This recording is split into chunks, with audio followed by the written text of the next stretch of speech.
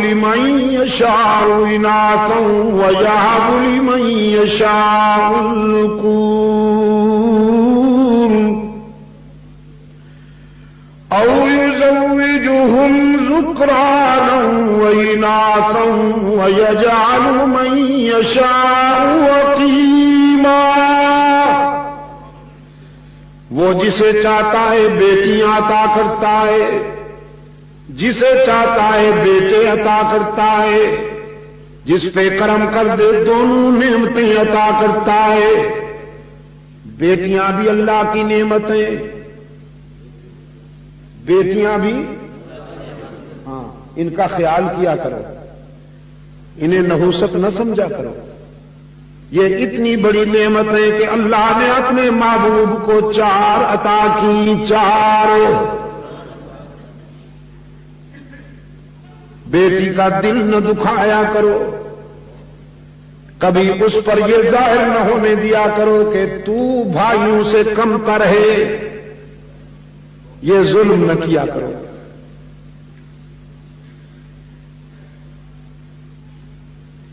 رحمت عالم صلی اللہ علیہ وسلم اپنی بڑی لخت جگر سیدہ زینب رضی اللہ تعالی عنہا کی وفات کے بعد ان کی بیٹی اپنی نواسی حضرت امامہ بنت زینب رضی اللہ تعالی عنہا کو، چھوٹی بچی تھی، کبھی سینے سے لگا لیتے تھے، کبھی کندھے پہ اٹھا دیتے تھے، کبھی امامہ کی زلفیں چومتے تھے، کبھی اس کے ننھے ننھے ہاتھوں کا بوسہ لیتے تھے، اور پھر آنسو برستے تھے رسول اللہ کی نگاہوں سے، انتہائی رقت کے عالم میں فرمایا کرتے تھے امامہ میری زینب کی نشانی ہے، اور زینب مجھے نہیں بھولتی، میری بہت پیاری بیٹی تھی، میری وجہ سے ستائی گئی اور شہید کی گئی۔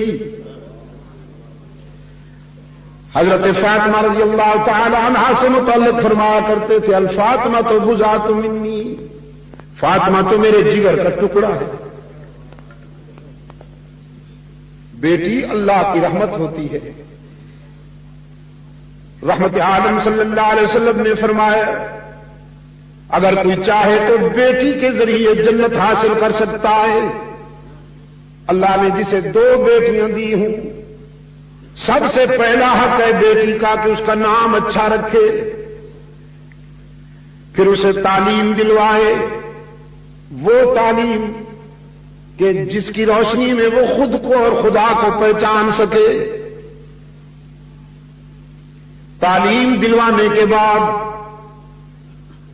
جب وہ حد بلوغ میں قدم رکھے تو اسے اپنی دانست میں اچھا جیون ساتھی ڈھونڈ کر اپنے گھر میں آباد کر دے۔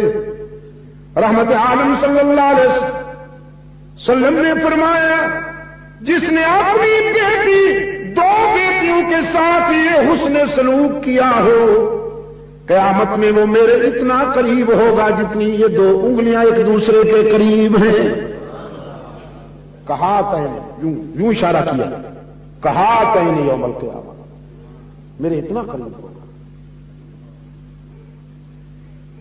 بیٹیوں کے لیے دعا کیا کیجیے، ان کو شفقت کی نظر سے دیکھا کیجیے، اور ان کی زندگی کے فیصلے بھی جبر کے ساتھ نہ کیا کیجیے، افہام و تفہیم کے ساتھ کیا کیجیے۔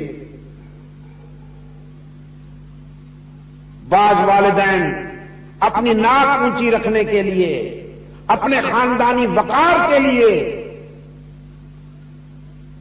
بچیوں کے فیصلے، ان کی زندگی کے فیصلے ان کی مرضی کے معلوم کیے بغیر کر دیتے ہیں۔ یہ سراسر غیر اسلامی نہیں، غیر انسانی حرکت ہے۔ جس نے زندگی گزارنی ہے اس سے تو معلوم کرو۔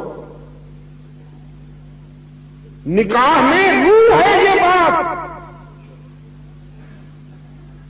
کہ لڑکے کی مرضی بھی معلوم کی جائے اور لڑکی کی مرضی بھی معلوم کی جائے، لیکن عموماً لڑکے کی مرضی تو واضح ہو جاتی ہے، کیونکہ اگر اس کی مرضی نہ ہو تو وہ باپ کو بڑا نقد جواب دیتا ہے، لیکن اس بے زبان کو نہیں پوچھا جاتا۔ جو خاموش ہو کر زندگی بھر کے لیے دفن تو ہو جاتی ہے لیکن والدین کے سامنے لب نہیں ہلاتی. اس سے ضرور معلوم کیا کرو ورنہ تمہاری عاقبت خطرے میں ہوگی. اگر بچی کی مرضی کے بغیر کوئی فیصلہ اس پر مسلط کیا گیا اور زندگی کے سفر میں اسے دکھ پہنچے اور اس کی آہ نکل گئی, تیری ساری عبادت رائنا ہو جائے گی. بیٹیاں اللہ کی بہت بڑی رحمت ہیں لیکن آزمائش بھی ہے. قرآن کریم نے فرمایا یہب لمن یشاء اناثا ویہب لمن یشاء الذکور او یزوجہم ذکرانا واناثا ویجعل من یشاء عقیما.